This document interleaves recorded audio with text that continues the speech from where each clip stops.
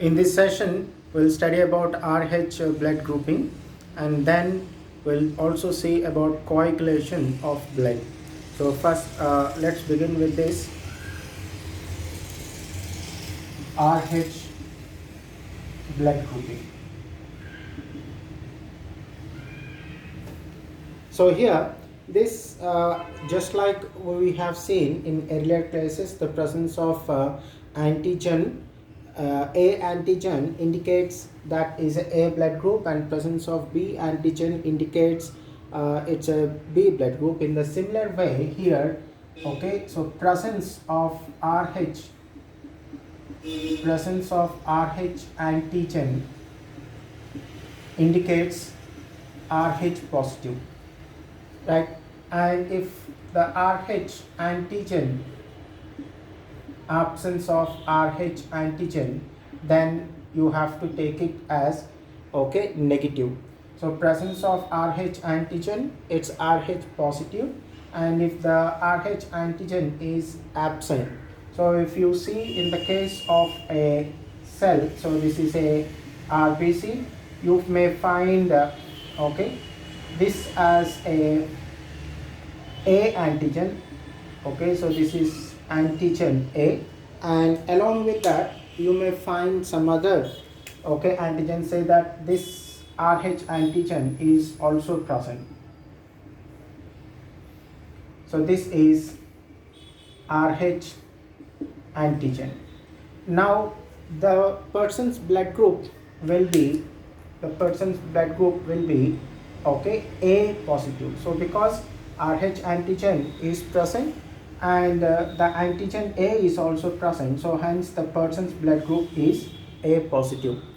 And if this RH antigen is absent, so if you see only antigen A is present on the surface of RBCs, so here only antigen A is present, so in this case it is A negative. And if you also see here the presence of one more antigen, so this is antigen B. So there is antigen A and also there is antigen B, both are present. So in this case it will become right AB positive. So it will become AB positive. Okay, so this is how we determine the blood groups, right? And if the antigen RH is present, then we have to take the symbol plus, and if it is absent, then you have to take the symbol okay negative. Now this RH antigen was first found in a monkey. So first found in a monkey, and its name is rhesus macaque.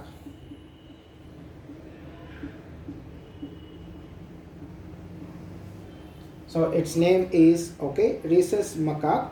You can also call this as with another name, the macaca mulata is another name. So rhesus macaque or macaca mulata, so it was first seen okay or discovered from this monkey here. Okay, so that's what the RH actually stands for, the rhesus. It stands for rhesus. So presence of rhesus antigen or rhesus factor indicates this okay positive, and absence we need to take it as okay negative, right? Now this was it was actually discovered by Landsteiner. Okay, so Carl Landsteiner, who also discovered this ABO blood groups. So it was discovered by Landsteiner, and okay Wiener is another person. So both of them have discovered this RH factor okay okay from a rabbit actually. So discovered by Landsteiner and Wiener okay from rabbits immunized with the blood of, so rabbits, okay, so what they have done is they have what I call taken the blood of the monkey, that is the rhesus monkey. So I'll mention here, so our macaque, so from this they have taken, okay, they have taken the blood of this and then introduced into these rabbits, right? So there they have come to know the presence of RH antigens in rhesus macaque. So first it was found in the rhesus macaque monkey. So that's, we'll see here.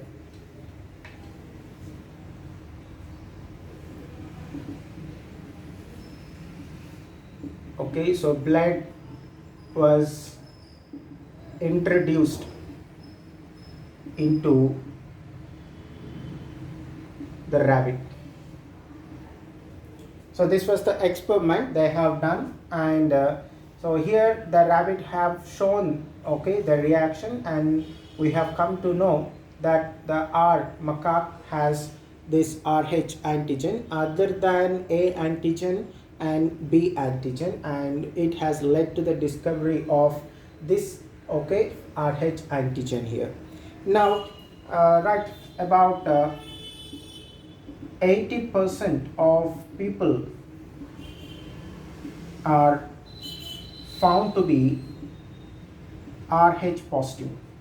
So 80% of people, right, about 80% of people found to be RH positive, right? Now the rest of the people will be RH negative.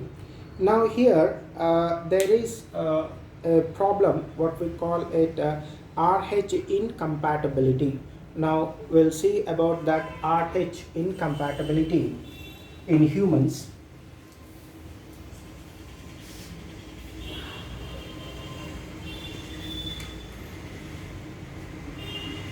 RH incompatibility. So what is this RH incompatibility, or I can also call it RH mismatching? Okay, so this is a condition between, okay, the mother who is RH negative and the fetus carrying by the mother is RH positive.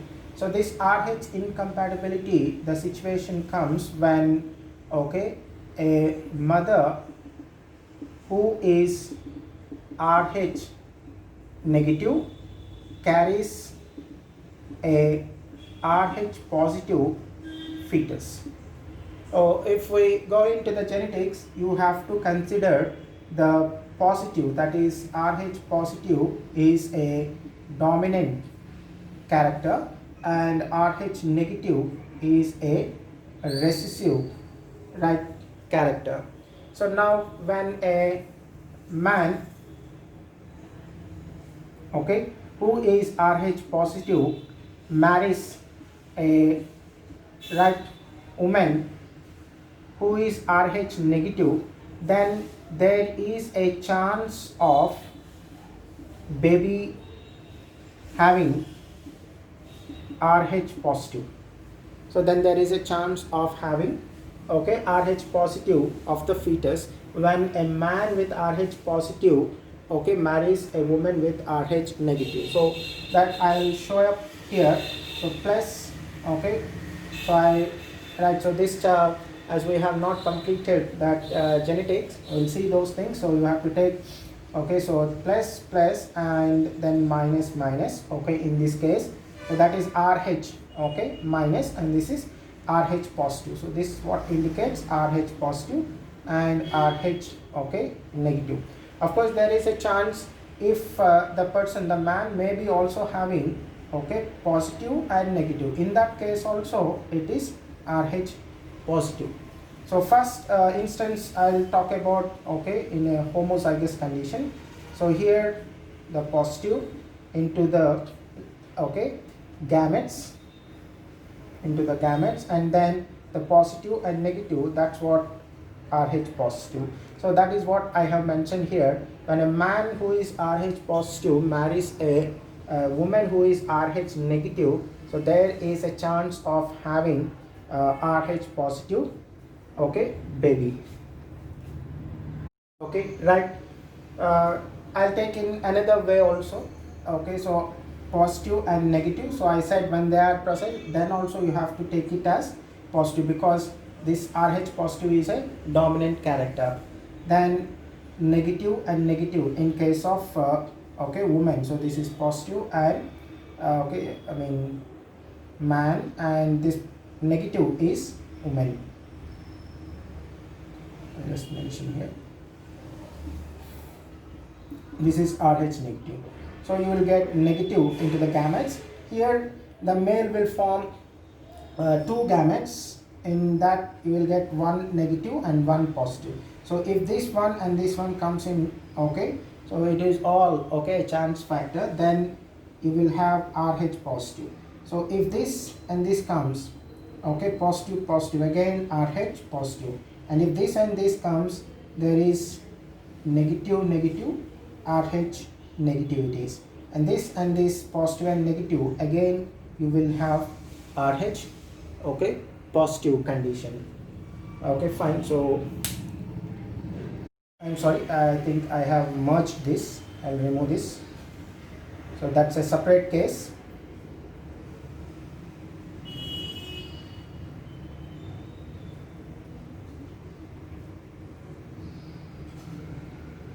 So this one, okay, will come up here. So positive and negative, again this is Rh, okay, positive. Okay, I think we have, so this one and this one, Rh positive and positive, I mean sorry, Rh positive, I mean positive and negative is Rh positive. This one and this one, negative negative, you will get Rh negative. So here you have 50% of chance, here you have 50% of chance. It happens, okay, fine. So here when the man is homozygous dominant, there is 100% of chance. So how many children they will be having, all of them will be Rh positive only. But if the okay, man is okay, heterozygous, having positive and okay, negative the conditions, so having those genes, okay, so of course the point is that he will be forming two types of gametes, that is one will be having positive and another will be having negative. So the combination, if this positive one gamete with the negative, you will get positive and negative, so the baby will be Rh, right, positive. So I hope this is clear. So when heterozygous male marries a homozygous female, so here you have a chance of I mean the baby boy or the baby girl have a chance of 50% with Rh positive or 50% Rh negative here.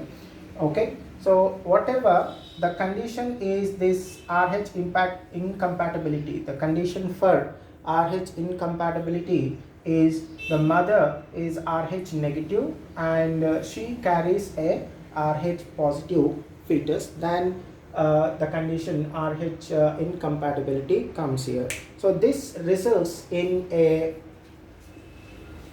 problem, what we call it erythroblastocyst fetalis.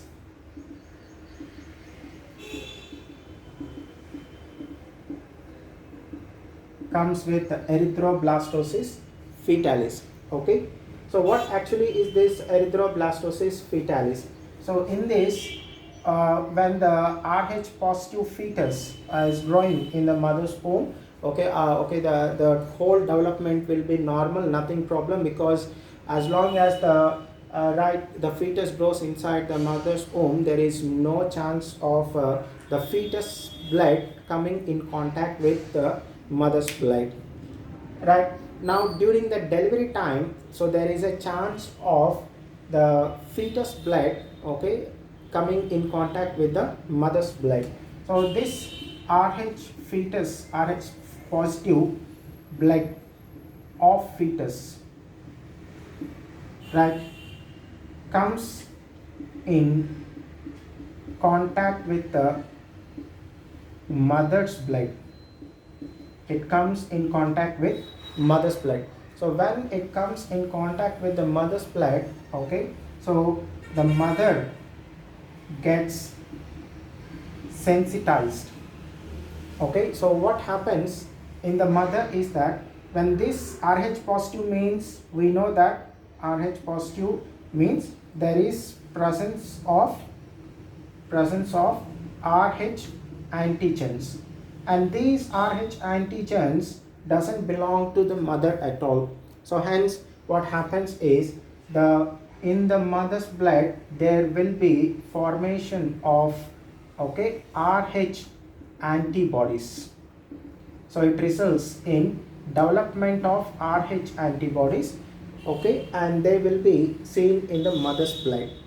This will happen, okay, right at the time, of delivery, only when the fetus blood comes in contact with the mother's blood. Okay, a small amount of fetus blood, if it comes in contact with the mother's blood, then the mother starts developing, okay, Rh antibodies.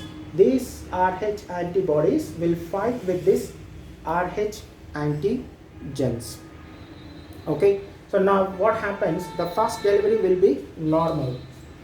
So first, okay, delivery is normal, nothing will happen in the first delivery. The problem comes is with the second delivery. So in the second delivery is the problem, okay, it results in erythroblastocyst fetalis. It results in erythroblastocyst fetalis. Okay, right. Now already the mother's blood is having Rh antibodies. So these Rh antibodies will fight against this Rh antigens. So when the mother becomes pregnant for the second time, and if the second time also happen that the fetus is again Rh positive, okay, so if the fetus is Rh positive, then there is a chance that, okay, of course the Rh antibodies which are already formed in the mother's blood, now they cross the placenta, right, and then enter into the fetal circulation. So Rh antibodies will cross the placenta and enter into fetal circulation, and this results in coagulation of blood in the fetus. So the fetus, okay, blood will undergo this coagulation process because there is a fight between Rh antibodies and Rh antigens. So the Rh antibodies of the mother will pass into the fetal circulation, and they start fighting with the RBCs that have this Rh antigen, and that results in, okay, the clumping of the blood, and that results in blocking of the blood vessels and choking of the heart, and the baby, or the fetus, dies in the mother's womb itself. So that condition of, okay, where the fetus dies within the mother's womb is what we call the erythroblastocyst fetalis. Okay, right. So this is what we call it Rh incompatibility. So now here the Rh incompatibility is not a problem nowadays at all, because the mother will be administered, means the mother will be given an injection just before the delivery of the baby, okay, and the injection in the market is sold as RHOGAM, RHOGAM, okay, sold as RHOGAM. So this RHOGAM injection, the RHOGAM injection is a one that contains, okay, right? So to remove these antibodies, right? So and to neutralize these antibodies, we inject, okay, anti-D. So this is ROGAM is nothing but anti-D injection. So that will neutralize these antibodies, and hence there will be no effect on the fetus, and the delivery, even if it is second or third, whatever, will be normal. So here in erythroblastosis fetalis, it results in, okay, stillbirth. It results in stillbirth, and I told you that nowadays it is not a problem because the mother will be administered with anti-D injection just before delivery. That will neutralize these, okay, RH antibodies. So now I told you already the antibodies that pass through the placenta and cause this problem, erythroblastosis fetalis. IgG antibodies. Okay, right, so I'll mention. So IgG, I think in the last session I already mentioned. So IgG antibodies pass through the placenta. So they pass through the placenta and cause this problem, erythroblastosis fetalis. Erythroblastosis fetalis, it also has another name.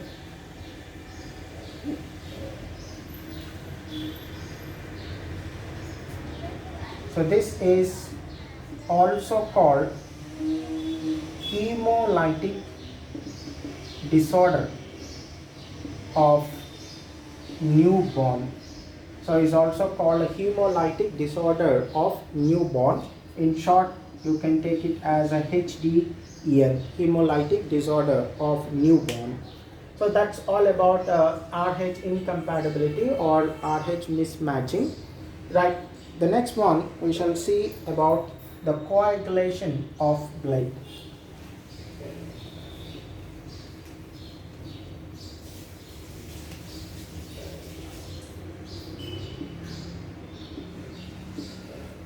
The coagulation of blood.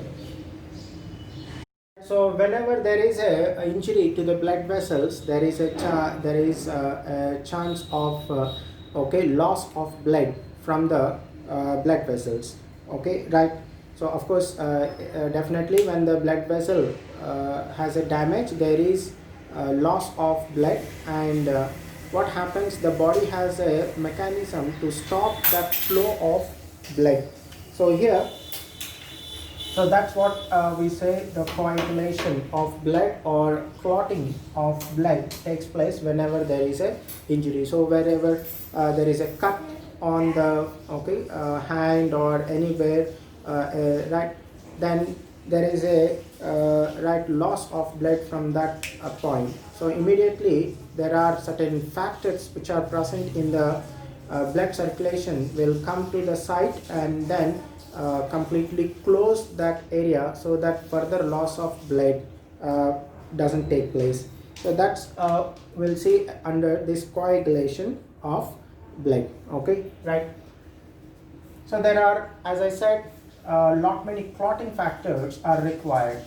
So clotting factors are required for coagulation of blood. So there are around, okay, 13 clotting factors that are required for the coagulation of blood. I'll give you the whole list of that 13, okay, clotting factors. Then later we will see the mechanism of clotting, how it takes place. There is a big mechanism, but we'll not discuss the whole mechanism, which we actually classify into intrinsic pathway and extrinsic pathway. We'll see a very brief discussion on this extrinsic pathway of coagulation of blood. So first we'll see all the clotting factors. So each clotting factor is given a Roman number. Each clotting factor is given a Roman number. Okay, So hence the Roman number we need not change. So if I say clotting factor 1, the clotting factor 1 is always fibrinogen. So clotting factor 10, it's a Stewart, okay, forward. Then always the Stewart forward is clotting factor 10 only. Let's see, okay, all those clotting factors. So clotting factor 1. So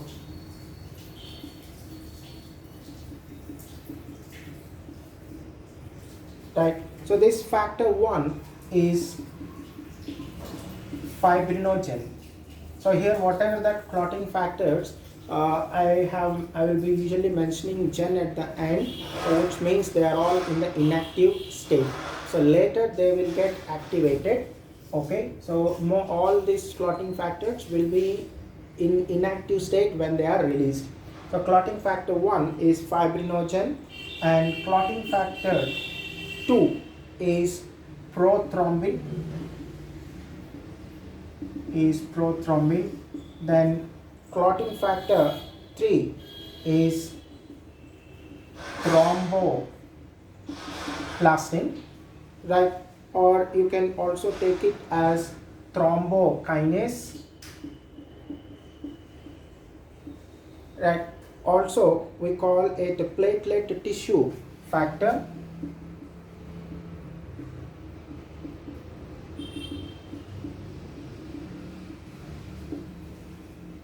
Right, so platelet tissue factor, or simply you can also call it the tissue factor.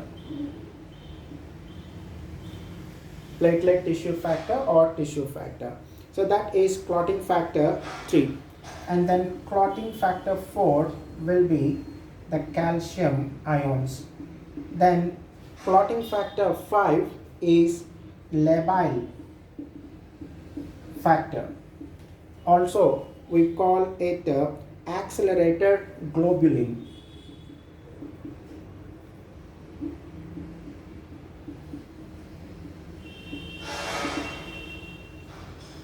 Right, so clotting factor 5 is labile factor or accelerated globulin. Then clotting factor, right, 7. The clotting factor 7 is stable factor.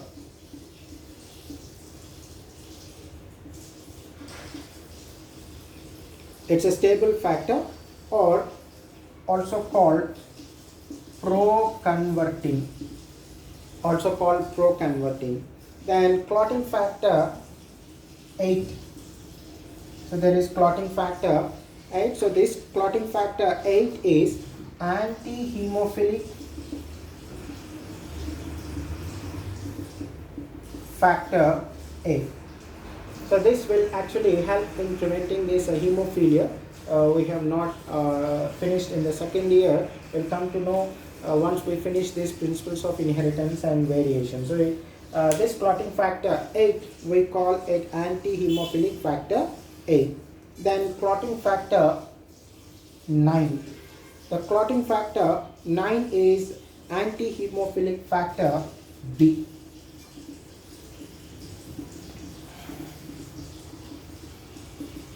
Anti-hemophilic factor B. Then clotting factor 10 is Stewart forward right factor. It's called Stewart forward factor. The next one, clotting factor 11. The clotting factor 11 is plasma thromboplastin.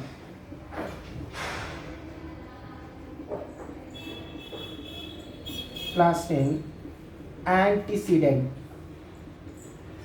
Plasma thromboplastin antecedent, or you can also call it anti-hemophilic factor C.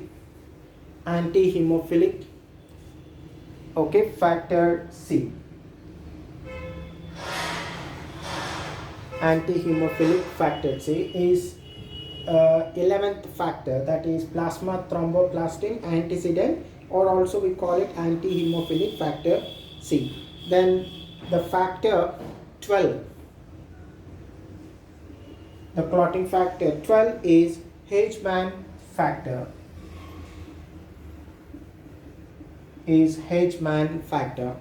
and the last one, the clotting factor 13, it is fibrin stabilizing factor, and right here, so clotting factor 13 is fibrin stabilizing factor. Okay, so this fibrin stabilizing factor has other names also. You can also call it right as fibrinase. Okay, also we call it the Lackey-Lorand factor. Lackey-Lorand factor. So total, okay, so you can see here 13 clotting factors, right? So factor 1 fibrinogen, factor 2 prothrombin, factor 3 thromboplastin, and it has several other names. We need to remember all those, okay, other names also for competitive examination. Then clotting factor 4 calcium ions. So in the next we'll see that by using only the first 4 clotting factors, we will see how the blood gets clotted, but we will not discuss about the other clotting factors, how they will be involved. But the point is, all the clotting factors are compulsory required for the clotting of blood. So absence of any one of these factor can cause, okay, the problem of not clotting the blood, and the blood will be continuously oozing out and the person may lose blood. So that what happens in case of this hemophilia, okay, is a condition where due to absence of certain clotting factors, right, the blood will not at all clot upon a injury. So this is the total 13 clotting factors we have to remember, and so even we have to remember the factor number as it is. So if in the examination they ask what is the clotting factor 5, then the clotting factor 5 is labile factor or accelerator globulin, or if it is clotting factor 13, then it is fibrinase or fibrin stabilizing factor, right? So now let us see the clotting of blood.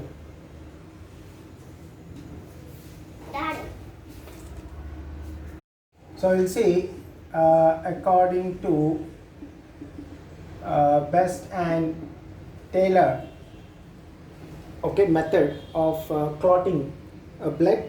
Okay, these persons, they discuss this clotting of blood just by using 4 clotting factors. So they use the clotting factor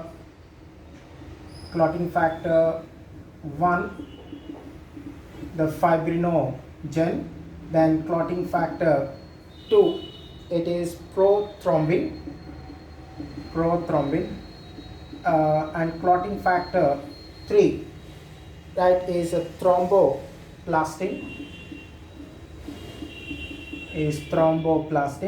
and the clotting factor 4 is calcium ions. So it is the calcium ion. So here all these clotting factors are in inactive state, and we'll see here this fibrinogen and the prothrombin are the clotting factors that are actually produced in liver. So many other clotting factors, so most of the clotting factors are produced in the liver itself, right? And coming to this thromboplastin, this is produced by injured cells.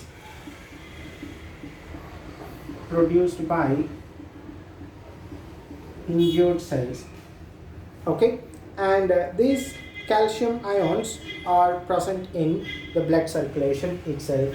So now let us see the coagulation of blood or the clotting of blood is explained with 2 pathways. Okay,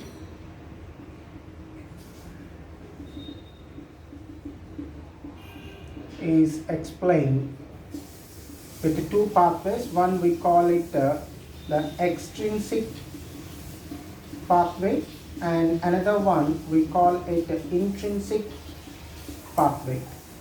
Right, we'll see the extrinsic pathway only, and that too very briefly. I told you already I'm not going to use all 13 clotting factors and see how the blood gets clotted. So this will see the extrinsic pathway here.